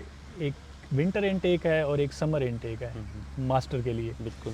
तो आप किस पे लोगों को रिकमेंड करते हैं इंटरनेशनल स्टूडेंट को वो अप्लाई करें, और किस में चांसेस ज़्यादा हैं, कब शुरू होता है, थोड़ा सा ये एक्सप्लेन करें। हाँ, जर्मनी में ये है कि 2 इनटेक होते हैं, एक समर और एक विंटर। हम्म, तो इसमें जो है ना विंटर में ज़्यादा ऑप्शंस होते हैं, हम्म, ज़्यादा यूनिवर्सिटीज़ होती हैं जो विंटर पे एप्लीकेशन एक्सेप्ट करती हैं। हम्म, समर में ऑप्शन कम हो जाते हैं, बहुत कम यूनिवर्सिटीज़ हैं जो एक्सेप्ट करती हैं, लेकिन होती हैं, हम्म, ऐसा नहीं है कि नहीं होता ऑप्शन। तो कोशिश करें कि जो विंटर इनटेक है उसमें अपनी एप्लीकेशन जो है ना वो सबमिट करें, क्योंकि उसमें काफ़ी ज़्यादा यूनिवर्सिटीज़ ने पोर्टल ओपन किया होता है। तो समर में जो है ना कम होता है, तो कोशिश यही है कि बंदा जो है ना वो विंटर में ही अपना प्रोसेस जो है ना वो स्टार्ट कर दे। अच्छा, जो विंटर इनटेक है ये थोड़ा सा शायद लोगों के लिए कंफ्यूजिंग हो, तो ये कब से स्टार्ट होता है, विंटर इनटेक की क्लासेस कब से शुरू होती हाँ, हैं? यहाँ पे जो जर्मनी में विंटर इनटेक है वो 1 अक्टूबर से क्लासेस स्टार्ट हो जाती हैं, सही। ठीक है, और समर जो होता है उसकी क्लासेस 1 अप्रैल से स्टार्ट हो जाती हैं। हम्म, तो अब अगर आप देखें विंटर में अगर आपने आना है, जो कि 1 अक्टूबर से क्लासेस स्टार्ट हैं, तो आपने जर्मनी में तकरीबन कुछ 2 हफ्ते पहले तो या 1 महीना पहले आ जाना चाहिए, हम्म, ठीक है ना। तो उसके लिए ये है कि फिर जो प्रोसेस है एडमिशन के लिए, यूनिवर्सिटी जो है ना अगर विंटर इनटेक में एप्लीकेशन एक्सेप्ट कर रही हैं तो वो अपना पोर्टल एडमिशन के लिए ओपन कर देती हैं, मोस्टली मई जून में कर देती हैं, हम्म, ठीक है ना। तो मई जून में जो है ना एप्लीकेशन पीरियड स्टार्ट हो जाता है विंटर इनटेक का। हम्म, तो इसी तरह जो है सितंबर अक्टूबर में समर इनटेक जो कि 1 अप्रैल से क्लासेस स्टार्ट होती हैं, हम्म, उसकी एप्लीकेशन जो है ना स्टार्ट डेट जो है ना वो स्टार्ट हो जाती है। आप किस इनटेक में आए थे, विंटर में या समर में? मैं जो आया था वो समर इनटेक में आया था हाँ, 2024 में, सही और है। मेरी जो यूनिवर्सिटी है वो एक्सेप्ट करती थी एप्लीकेशन समर के लिए, हम्म, तो मैं 2024 समर इनटेक में आया था तो जर्मनी। आपने बताया कि समर इनटेक में चांसेस ज़्यादा हैं, विंटर इनटेक में चांसेस कम होते हैं, ऐसे नहीं, ही? विंटर में जो है ना ज़्यादा चांसेस हैं, अच्छा, ज़्यादा winter में यूनिवर्सिटीज़ एक्सेप्ट करती हैं एप्लीकेशन, हम्म, फिर समर में बहुत कम करती हैं। अच्छा, हाँ। विंटर में ज़्यादा तो चांस है। विंटर को आप जो है ना वो टारगेट रखें अपनी एप्लीकेशन जो है तो ना। विंटर में अगर आप आना चाहते हैं तो इसका मतलब है आपने मई जून से हाँ। नज़र रखनी है और मई जून से ही अप्लाई शुरू कर देना है। हाँ, अब वो प्रो टिप जो है ना वो थोड़ा सा वो फिर आगे आ हाँ, जाएगा वो लॉन्च उसमें। करते हैं हाँ एक हाँ, वो करते हाँ, हैं। वो फिर एंड में आएगी। तो आपके जो ट्रांसक्रिप्ट्स हैं या डिग्रीज़ हैं, मैट्रिक से लेकर इंटर है या फिर बैचलर के जो ट्रांसक्रिप्ट हैं, अ, उनकी वेरिफिकेशन कहाँ से करवानी है, ठीक है, क्या HEC से करवानी है, बोर्ड से करवानी है या कहीं और से करवानी है, ये आप हमें बताएंगे। और इससे इम्पोर्टेंट जो है, क्या जब आप अप्लाई कर रहे हैं एडमिशन के लिए सही है। उस वक्त ये वेरीफाइड होने चाहिए, अटेस्टेड होने चाहिए, या उसके बगैर भी अप्लाई कर सकते हैं? देखिए, स्टूडेंट का एक क्वेश्चन ये भी होता है कि मेरे जो डॉक्यूमेंट्स हैं वो मैं अगर एडमिशन के लिए अप्लाई कर रहा हूँ वो अटेस्टेड होने चाहिए या नहीं होने चाहिए। तो मोस्टली यहाँ पे जो यूनिवर्सिटीज़ है ना वो बगैर अटेस्टेशन के भी आपके डॉक्यूमेंट को एक्सेप्ट कर लेती हैं, ठीक है ना। ये भी एक क्वेश्चन होता है स्टूडेंट के माइंड में। तो अटेस्टेड नहीं भी हैं, आप एप्लीकेशन में अपने डॉक्यूमेंट्स ऐड कर सकते आप हैं, एडमिशन के लिए अप्लाई कर सकते हो बगैर हो। अटेस्टेशन के, हाँ, बगैर इसका कोई वेरिफिकेशन पे। हाँ, इट डजंट मैटर। तो कब चाहिए होती है वेरिफिकेशन पे? तो जब आप मतलब आपने अप्लाई कर दिया एडमिशन के लिए यूनिवर्सिटी में, एडमिशन लेटर आ गया, जब आप सेकंड जो स्टेप है, जो प्रोसेस है ना जर्मनी आने के लिए, वो होता है वीज़ा आपके पास होना चाहिए ना जर्मनी आने के लिए। तो जब आप वीज़ा के लिए एम्बेसी अप्लाई करते हो तो वीज़ा इंटरव्यू जो होता है ना, जब आप वीज़ा देने के लिए इंटरव्यू देने के लिए जाते हो वीज़ा एम्बेसी, उस टाइम पे आपके पास डॉक्यूमेंट अटेस्टेड होने चाहिए। सही। तो ये जो रिक्वायरमेंट है ना डॉक्यूमेंट अटेस्टेड होने चाहिए, ये वीज़ा एम्बेसी की है, जो ये हम यूनिवर्सिटी की नहीं नेक्स्ट है। वीडियो में हाँ, हम डिटेल में एक्सप्लेन करेंगे। सही। तो एडमिशन के लिए अप्लाई करने के लिए आपको किसी डॉक्यूमेंट की वेरिफिकेशन अटेस्टेशन नहीं चाहिए, आप सिंपली अप्लाई कर सकते हैं अपने ट्रांसक्रिप्ट या जो सर्टिफिकेट्स हैं उनकी बेस पे। हम्म। ठीक हो गया। अच्छा, एक और भी यहाँ बैचलर पे मास्टर की। क्वेश्चन आ सकता है कि जब आप यूनिवर्सिटी की डायरेक्ट वेबसाइट पे अप्लाई कर रहे होते हैं ना, तो उन्होंने एक चीज़ मेंशन की होती है कि आपका जो बीएस का होता है ना ग्रेड, फॉर एग्जांपल 3.5 है, उसको आप जर्मन ग्रेड में कन्वर्ट करके एप्लीकेशन में मेंशन करना होता है। फॉर एग्जांपल मेरा है पाकिस्तानी ग्रेडिंग सिस्टम में ग्रेड 3.5, तो अब इसको मैं कुछ वेबसाइट होती हैं वो कन्वर्जन जो ग्रेड कन्वर्ट करती हैं, पाकिस्तानी जो ग्रेड है ना उसको जर्मन ग्रेड में कन्वर्ट करके ना, तो वो आपने जर्मन ग्रेड फिर एप्लीकेशन में ऐड करना होता है यूनिवर्सिटी वेबसाइट पे ना, तो इस तरह से भी होता है उसके अंदर। अच्छा, वो आप पे ट्रस्ट करते हैं, आपने कन्वर्ट करके दे दिया है। हाँ, उन्होंने मेंशन भी किया होता है कि please mention here the German grade. अच्छा। तो फिर आप जो है ना गूगल पे जाके जो ग्रेडिंग कन्वर्जन होते हैं वहाँ पे ना कैलकुलेटर टाइप, तो अपना जो पाकिस्तानी ग्रेड है उसको जर्मन में करके, तो वो जर्मन वाला फिर आप एप्लीकेशन में ऐड करते हो। आल्दो कि आप ट्रांसक्रिप्ट सेंड करते हो उसमें भी ग्रेड होता है, लेकिन वो पाकिस्तानी है। वो चाहते हैं कि हमारा जो ग्रेडिंग सिस्टम है ना आप डायरेक्ट एप्लीकेशन में उसके मुताबिक हो। सही। तो थोड़ा सा आप बता दें कि ये शायद पॉइंट पहले हमारा मिस हुआ है कि यहाँ पे जब आपका एडमिशन होता है या यूनिवर्सिटी की सेमेस्टर फ़ी कितनी है, कि क्या ट्यूशन फ़ी है या कोई और फ़ी होती है, और कितनी होती है, मतलब वो क्या उसमें कोई कमी बेशी हो सकती है? हाँ, इसका ये है कि जो जब आपके पास एडमिशन लेटर आ जाता है तो यूनिवर्सिटी साथ में एक और लेटर आपको भेजती है, वो होता है एनरोलमेंट लेटर। यूनिवर्सिटी कहती है कि अब आप एडमिट हो गए हो, ठीक है, अब आपने एनरोल होना है। उसके लिए आपको कुछ फ़ीस जो होती है ना, जिसे सेमेस्टर कंट्रीब्यूशन फ़ीस कहते हैं। इधर ट्यूशन फ़ीस की बात नहीं कर रहा, ट्यूशन फ़ीस यहाँ पे ज़ीरो है। अच्छा। वो जस्ट होती है कंट्रीब्यूशन फ़ीस सेमेस्टर की, और वो जो फ़ीस होती है तकरीबन 300-400 यूरो होती है। और उसमें से भी वो जो फ़ीस है यूनिवर्सिटी क्या करती है कि यहाँ पे जो ट्रांसपोर्टेशन एजेंसीज़ है ना, उनको भेजती है वो फ़ीस आपकी 300-400 यूरो, और उनको कहती है कि हमें इस स्टूडेंट का ना जो ट्रांसपोर्ट सिस्टम होता है ना पूरे जर्मनी में, जैसे आपने बस लेनी है या ट्राम लेनी है, हाँ, वो डॉचलैंड टिकट जनरेट करके ना आपको दे देती है। तो मतलब वो जो कंट्रीब्यूशन फ़ीस है वो भी आप समझो कि टिकट के लिए है, मतलब हाँ। वो यूनिवर्सिटी यूज़ नहीं कर रही, हाँ, वो आपके ऊपर लगा रही है। आप फ्रीली ट्रैवल कर सकते हो या इस तरह की चीज़ें आपको फैसिलिटीज़ देती है, जैसे खाने में वो मेंज़ा पे भी आप डिस्काउंट रेट पे जो है ना मील वगैरह वो खा सकते हो as compared to other restaurant. तो आपको सस्ता खाना यूनिवर्सिटी के अंदर मिलता है, लाइब्रेरी में भी, हाउसिंग वगैरह में शायद कुछ हो। सही। तो ये एनरोलमेंट जो लेटर आपको भेजती है कि आपने एनरोल करना, उसकी भी एक डेट मेंशन करती है यूनिवर्सिटी कि अभी इस डेट से लेके इस डेट तक जो है ना ये एनरोलमेंट पीरियड है, आपने करनी है।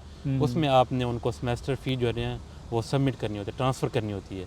अब यहाँ पे स्टूडेंट कुछ होते हैं वो पाकिस्तान में होते हैं, अब यहाँ पे यूरोज़ में उनको हमने भेजना होता है एनरोलमेंट के लिए। तो स्टूडेंट जो होते हैं ना वो फिर कांटेक्ट करते हैं यहाँ पे जो ऑलरेडी स्टूडेंट होते हैं, तो उनको कहते हैं कि आप काइंडली वहाँ से ट्रांसफ़र कर दें, हम इधर आपको पाकिस्तानी बैंक में पाकिस्तानी रुपीज़ में सेंड करें, क्योंकि ये एक डिफ़िकल्ट होता है, क्योंकि जो पाकिस्तानी बैंक हैं वो इतनी छोटी अमाउंट पाकिस्तान से इधर जर्मनी नहीं भेजते। अच्छा, अब थोड़ा सा मुझे ये बता दो कि तुम पाकिस्तान में किस जगह से हो, हाँ, और कहाँ से तुमने एजुकेशन हासिल की है, और जर्मनी में तुम्हें पढ़ने का ख्याल कैसे आया? हाँ, तो जब मैं तकरीबन सेकंड सेमेस्टर में था बैचलर में, तो मैंने अपना माइंड बना लिया था कि मैंने जो मास्टर स्टडीज़ है वो फ़ॉरेन में करनी है, तो उसमें जर्मनी को मैंने फ़र्स्ट प्रायोरिटी पे रखा था। तो जब मैं फिफ्थ सेमेस्टर में पहुंच गया था तो तब मैंने अपना प्रोसेस जो है वो स्टार्ट कर दिया था। तो उसके बाद फिर मैंने आइट्स वगैरह किया फिफ्थ और सिक्स सेमेस्टर में प्रेपरेशन करके। तो सेवन्थ सेमेस्टर में मेरे पास आइट सर्टिफिकेट ऑलरेडी था मौजूद, उसमें मैंने तकरीबन 6.5 था मेरा बैंड उसमें, और मेरे पास प्रीवियस सेमेस्टर 6 सेमेस्टर तक की ट्रांसक्रिप्ट थी, ठीक है, तो उसको यूज़ करके मैंने अप्लाई करना स्टार्ट कर दिया था 7th सेमेस्टर में, ठीक है। थोड़ा सा हमें बता दो कि पाकिस्तान में तुम किस जगह से हो, हाँ। स्कूलिंग कहाँ से, स्कूल कहाँ से तुमने पढ़ा है, कॉलेज कहाँ से पढ़ा है और यूनिवर्सिटी कहाँ से पढ़ी है? मैं बेसिकली मेरा जो ताल्लुक़ है वो रीमिर ख़ान डिस्ट्रिक्ट से है, जो कि साउथ पंजाब में, और मैंने जो बैचलर किया वो केमिस्ट्री में किया है फ्रॉम यूनिवर्सिटी ऑफ गुजरात, और उसके बाद जो है फिर मैंने मास्टर के लिए जर्मनी को एज अ फर्स्ट प्रायोरिटी रखा था। तो अभी जो है मैं मास्टर्स कर रहा हूँ in chemistry from technical university of Dresden Germany से। तो कैसे एक और मेरा सवाल है इस आप रहीम यार ख़ान से मैट्रिक किया आपने? हाँ, मैंने मैट्रिक और और एफएससी जो है एफएससी रहीम यार ख़ान से की, और किस कॉलेज से की, किस स्कूल से पढ़े? बेसिकली रीमिर ख़ान तो डिस्ट्रिक्ट हो जाता है, मैं वैसे सिटी से हूँ, खानपुर सिटी से। अच्छा। हाँ, तो मैंने अपनी जो स्कूलिंग है वो गवर्नमेंट स्कूल से की है। उसके बाद जो किस मेरी सिटी से? खानपुर कटोरा के नाम से मशहूर अच्छा। है एक, और रीमिर ख़ान डिस्ट्रिक्ट से 1 घंटे का फासला है। सही। तो वहाँ से मैंने अपनी जो स्कूलिंग है मैट्रिक और गवर्नमेंट स्कूल से हासिल की है। उसके बाद जो मेरी कॉलेज स्टडीज़ है वो प्राइवेट कॉलेज से मैंने किया था, एफएससी प्री मेडिकल। अच्छा, मेडिकल से हाँ, आपका है? मेरा ठीक, प्री ठीक। मेडिकल था बैकग्राउंड। तो उसके बाद फिर मैंने बैचलर किया यूनिवर्सिटी ऑफ गुजरात तो से। गुजरात का कैसे ख्याल है, यूनिवर्सिटी ऑफ गुजरात का? आप इतना सफ़र करके एक एंड पंजाब से चल के आप दूसरे एंड पे गए, क्या कैसे ख्याल है? उस टाइम शायद इतना नहीं था मुझे यूनिवर्सिटीज़ का आइडिया। जब मैंने जब मैं कॉलेज से पास आउट हुआ था, तो मैंने शॉर्ट लिस्ट की थी, यूनिवर्सिटी अप्लाई कर दिया था रैंडमली। तो यूनिवर्सिटी ऑफ गुजरात में बस उस हुआ मेरा एडमिशन, तो मैंने उधर जो है ना अपनी स्टडी स्टार्ट कर दी। मुझे इतना आइडिया नहीं था कि कौन सी यूनिवर्सिटी बेस्ट है या किस में जो फैकल्टी है वो अच्छी है नहीं है। तो वो रैंडमली बस पढ़ने का शौक़ था। हाँ, और चले गए एडमिशन। और थोड़ा सा काफ़ी दूर भी है रीमिर ख़ान से, तो मुझे थोड़ा सा अपने सिटी से दूर वाली यूनिवर्सिटी में पढ़ने का वो शौक़ था कि सही, सही। हाँ, तो फिर यूनिवर्सिटी ऑफ गुजरात जो है ना वो फिर मैंने वहाँ पे अपना बैचलर किया केमिस्ट्री में। सही। तो जब आपने बैचलर कंप्लीट कर लिया तो उसके बाद क्या कोई गैप आया या आप डायरेक्ट मास्टर में आ गए? ये थोड़ा सा बताएं। मेरा जो बैचलर था वो सितंबर 2023 में कंप्लीट हो चुका था, ठीक है। उसके बाद जो है फिर मैंने समर इनटेक 2024 के लिए स्टार्ट कर दिया था प्रोसेस इन सितंबर। जिस मंथ में मेरी डिग्री कंप्लीट हुई थी, सितंबर से ही मैंने समर 2024 के लिए स्टार्ट कर दिया था, अप्लाई कर दिया था। तो नवंबर में मेरा जो है वो एडमिशन लेटर आ चुका था। तो उसके बाद जो है फिर मैंने आगे वीज़ा प्रोसेस वगैरह स्टार्ट किया। सही। बाबा ने सही काम डाला 2 दफ़ा। अच्छा, तो तुमने जर्मनी क्यों तो तुमने जर्मनी क्यों सिलेक्ट किया? दूसरे यूरोप के कंट्रीज़ पे भी आप गौर किया, या अमेरिका में पढ़ने का शौक़ नहीं था तो जर्मनी क्या आसान था, या क्या वजह थी जर्मनी?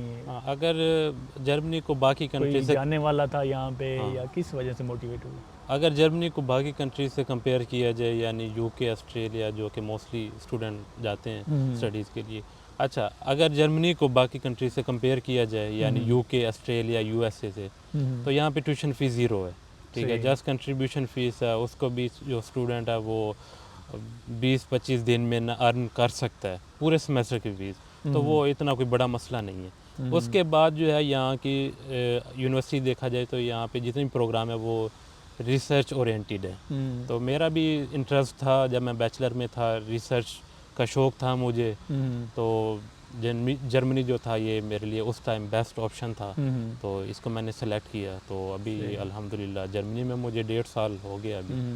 अच्छा, इसमें थोड़ा सा और बता दें, जो पाकिस्तानी ऑडियंस या इंटरनेशनल ऑडियंस के लिए ये बड़ा इंपॉर्टेंट होता है कि यहाँ जब मास्टर पे आप आ जाते हैं, ये हम बाद में डिटेल में बताएंगे, इस चीज़ पे वीडियो एक देंगे जब आप पहुँच जाते हैं तो फिर क्या स्टेप हैं, लेकिन थोड़ा सा बता दें कि आपका ख़र्चा कितना होता है मंथली, और क्या आपको पार्ट टाइम काम की इजाज़त होती है, और आप कितना कमा सकते हैं, कुछ सेव भी कर सकते हैं या नहीं? तो यहाँ पे जो स्टूडेंट आते हैं ना, तो पहला महीना जो है इनिशियल प्रोसेस वगैरह होते हैं, जिसमें आपके सिटी रजिस्ट्रेशन, इंश्योरेंस हम्म, कार्ड और बैंक कार्ड वगैरह वो बनते हैं, ठीक है ना। जब हम्म, ये डॉक्यूमेंट्स आपके पास आ जाते हैं, फिर आप यहाँ पे जॉब कर सकते हो। तो यहाँ पे जो स्टूडेंट है वो 140 फुल डेज़ कर सकता है 1 ईयर, 1 साल में। तो तो महीने में कितने हो जाएंगे, सिंपल थोड़ा महीने सा में बता। 80 आवर्स कर सकता है। अच्छा, 80 घंटे हाँ, उसको अलाउ है। अलाउ है लीगली, वो है हम्म, ना, वो कर सकता है, ठीक है ना। हम्म, और जब सेमेस्टर ब्रेक होती है, जिसमें 2-3 महीने होते हैं, हम्म, तो उसमें फुल टाइम भी कर सकता है। अच्छा। अगर तो तो उसके रफली आप बता दें कि सेमेस्टर के दौरान स्टडी इफ़ेक्ट किए बगैर वो अगर काम करता है तो कितना वो कमा सकता है, यूरो में बता दें कि कितने यूरो वो। तो जर्मनी में जो स्टूडेंट है उसको अलाउ होते हैं 140 फुल डेज़। वो 1 साल में 140 फुल डेज़ कर सकता है। अगर मंथली बात करें तो यहाँ पे 80 आवर्स जो है ना पार्ट टाइम वो स्टूडेंट करते हैं, अलाउ होता है लीगली। During semester. हाँ, ड्यूरिंग सेमेस्टर। सही। और सेमेस्टर ब्रेक में फुल टाइम भी कर सकता है, 80 आवर्स से भी अबव हम्म, करते हैं यहाँ पे स्टूडेंट। अच्छा, अगर मंथली बात करें तो यहाँ पे अगर 80 आवर्स करता है स्टूडेंट, तो उसका 1200 यूरोज़ आ जाते हैं विद टैक्स। लेकिन टैक्स काट के तकरीबन 800-900 यूरोज़ आ जाते हैं अकाउंट में। हम्म, और ये मोर देन इनफ है, क्योंकि हम्म, यहाँ पे अगर हम एक्सपेंसेस की बात करें तो city to city different vary करता है। हम्म, कुछ सिटीज़ होती हैं जहाँ पे अकोमोडेशन आपकी हाई होती है, जो बड़े हम्म, सिटीज़ हैं, यानी म्यूनिक, यानी बर्लिन, कॉस्टली फ्रैंकफर्ट। सिटीज़ हो गए जो। हाँ, अगर तो वो मीडियम लेवल में है, हम्म, छोटा सिटी है, तो वहाँ पे इतना एक्सपेंस नहीं होगा अकोमोडेशन के, हम्म, और जो आपके मील हो गया, ठीक है। तो वहाँ पे आपका अगर एवरेज अगर बताऊँ तो तकरीबन यहाँ पे 650-700 यूरोज़ जो है ना, हम्म, इतना आ सकता है मंथली एक्सपेंस, हम्म, जो कि उसमें इजीली कवर भी हो जाएगा। हम्म, और ऊपर जो है आपको कोई 200 यूरोज़ तक वो सेव हम्म। भी हो सकते हैं, ठीक है। तो तो सेमेस्टर ब्रेक में काम करने का क्या सीन है, थोड़ा सा वो भी बता देंगे। सेमेस्टर ब्रेक जो होते हैं उसमें, क्योंकि आप क्लासेस वगैरह कोई भी नहीं ले रहे होते, स्टडीज़ आपकी कुछ भी नहीं होती, जस्ट हम्म, ब्रेक होते हैं, तो उसमें आप फुल टाइम कर सकते हो।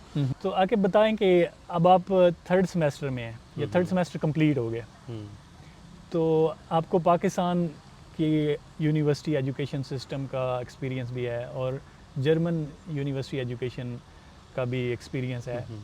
तो क्या आपने देखा कि कितना फ़र्क है, यहाँ की तालीम मुश्किल है, आसान है, या बेसिक फ़र्क क्या है? पाकिस्तानी एजुकेशन सिस्टम और अगर हम कंपेयर करें जर्मन एजुकेशन सिस्टम से, तो काफ़ी डिफरेंस है। हम्म, और यहाँ की जो स्टडीज़ हैं वो रिसर्च बेस्ड हैं।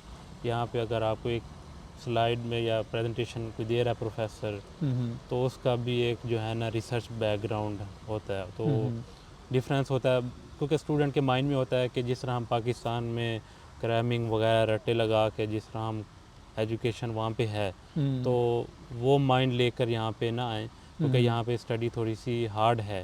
हम्म, इम्पॉसिबल नहीं है, हो जाती है। तो आपको अपने माइंड में ये एक चीज़ रखनी चाहिए कि आपको जो है ना थोड़ी एफ़र्ट करनी पड़ती है यहाँ पे, हम्म, ठीक है। तो यहाँ पे थोड़ी सी ज़्यादा एजुकेशन जो है वो रिसर्च बेस्ड है, काफ़ी हम्म, डिफरेंस है पाकिस्तान एजुकेशन से। सही, ठीक हो गया। तो अगर आ गई है तुम्हारे माइंड में, प्रो टिप तो दे ही देते हैं यहाँ हाँ, पे। ठीक ठीक है। है। तो कौन सी आपके आप कह रहे थे कि एक प्रो टिप है आपके पास हाँ। कि अगर आपकी एप्लीकेशन स्ट्रॉन्ग नहीं है, आपका जीपीए बहुत हाई नहीं है, आपके पास लैंग्वेज आइट्स का स्कोर हाई नहीं है, या हाँ, नहीं है, सिर्फ प्रोफिशेंसी सर्टिफिकेट है, फिर भी आपका एडमिशन कंसीडर हो नहीं, जाए आपने और ये मिल जाए। सारी चीज़ें बता दी हैं। नहीं, आप तो टिप तो हाँ, आपने देनी है ना। आपने जस्ट कहना है कि अभी आप क्या टिप देना चाहोगे लास्ट में स्टूडेंट्स को, अच्छा। एक प्रो टिप जो है ना स्टूडेंट के सही। लिए, क्योंकि आपने वो सारा बता दिया उनको। ठीक है, तो ये बातें तुम बताना फिर। हाँ, ठीक है, मैं नहीं बोलता, मैं हाँ, सिर्फ ये। ठीक। ठीक है। सही अच्छा, है। आके वो कौन सी प्रो हाँ, टिप आपके पास है जो आप हाँ, बता रहे थे कि एंड पे मैं बताऊंगा, तो काइंडली आप ऑडियंस से शेयर करें।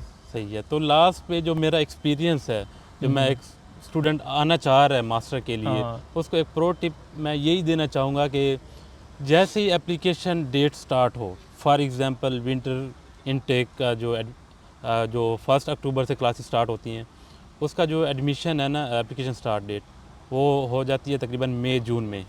तो जैसे यूनिवर्सिटी अपने पोर्टल पे ये अपलोड करती है कि हम इस डेट को फॉर एग्ज़ाम्पल 1 मई से एप्लीकेशन स्टार्ट कर रहे हैं विंटर इनटेक के लिए, तो आप उसी दिन ही अपनी जो एप्लीकेशन है ना वो सबमिट कर दें एडमिशन के लिए। आप वेट ना करें किसी चीज़ का कि मैं थोड़ा लेट करता हूँ, क्योंकि इसका फ़ायदा ये है, जर्मनी में ये सीन है कि जो जितना पहले एप्लीकेशन सबमिट करेगा उसकी एवेल्यूएशन उसी टाइम स्टार्ट हो जाती है। फॉर एग्ज़ाम्पल अगर एक स्टूडेंट है, उसका CGPA 2.8 है, आइट्स में बैंड भी आइट्स है ही नहीं ऐसे समझ ले, प्रोफिशिएंसी लेटर है, उसने पहले अप्लाई कर दिया, ठीक है। एक स्टूडेंट है उसने बाद में अप्लाई किया जिसका बैंड 7 या 8 है, उसका CGPA 3.8 है, तो जो वो पहला स्टूडेंट है जिसका 2.8 है, आइट्स भी नहीं है, उसकी एवेल्यूएशन पहले स्टार्ट हो जाएगी, उसको जो यूनिवर्सिटी है वो पहले एडमिशन दे देगी, ठीक है ना। जो बाद वाला है ना, आल्दो उसकी प्रोफाइल स्ट्रॉन्ग है, लेकिन क्योंकि उसने पहले अप्लाई किया था तो उसको पहले एडमिशन मिल जाएगा। तो इसी तरह अगर वो पहले करता जो 7 बैंड वाला है या 3.8 CGPA वाला है, तो इससे ये है कि वो उसको पहले एडमिशन दे देंगे। तो वो जो बाद वाला है, क्योंकि उसकी प्रोफाइल भी वीक है, तो फिर वो कहेंगे कि एक तो इसकी प्रोफाइल भी वीक है, इसने एप्लीकेशन भी लेट सबमिट की है, तो जो पहले वाले हैं ना उनको ये पहले एंटरटेन करते हैं। ये फर्स्ट कम फर्स्ट सर्व हाँ, बेसिस फर्स्ट पे कम है। फर्स्ट सर्व वाला यहाँ पे क्राइटेरिया है। इसकी क्या वजह है कि लिमिटेड सीट्स होती हैं और वो चाहते हैं कि फिल हो जाएं। हाँ। और अर्ली फिल हो जाएं तो वो यूनिवर्सिटी को भी हाँ, फ़ायदा में रहती इनकी है। वो इन्होंने रखा होता है कि हमने ना इस इनटेक में ना इस प्रोग्राम में इतने स्टूडेंट लेने हैं। अब वो कोई भी उसकी प्रोफाइल है, मतलब CGPA लो है या प्रोफेशनल लेटर नहीं है, बस जो जितना पहले करेगा ना वो सीट फिल होती जाएंगी। जब फॉर एग्जांपल अगर 20 उन्होंने रखना है, 20 तक हो गई है, उन्होंने एडमिशन लेटर दे दिया है। अगर 21 वाला बंदा ऐसा है कि उसके 7-8 बैंड हैं, उसका CGPA भी 3.9 है, अप्लाई की है, वो समझता है कि मेरी प्रोफाइल पे आल्दो सबसे ज़्यादा है, लेकिन उसने लेट अप्लाई किया, तो ऑलरेडी जो 20 थे उनको मिलेगा, तो वो जो बाद वाला है तो उसको नहीं मिल सकता क्योंकि उसने लेट एप्लीकेशन सबमिट किया। तो ये एक अच्छा मतलब है कि आप अपनी एप्लीकेशन जो है ना जैसे ही डेट स्टार्ट हो तो सबमिट कर दें। सही हो गया, ठीक है। तो फॉलो अप जो वीडियो हम देंगे उसमें हम बताएंगे कि एक दफ़ा आपके हाथ में एडमिशन लेटर आ गया है, उसके बाद आपने अगला स्टेप क्या है, अकोमोडेशन के लिए कैसे अप्लाई करना है, वीज़ा के लिए कैसे अप्लाई करना है, कौन सी इंपॉर्टेंट चीज़ें हैं वीज़ा में, जो आपने कौन से डॉक्यूमेंट्स हैं वो आपने हाथ में रखने हैं ताकि आपका वीज़ा का जो इंटरव्यू है वो स्मूथली गुज़रे और टाइमली आपको वीज़ा मिल जाए और आप अपनी क्लासेस शुरू कर सकें।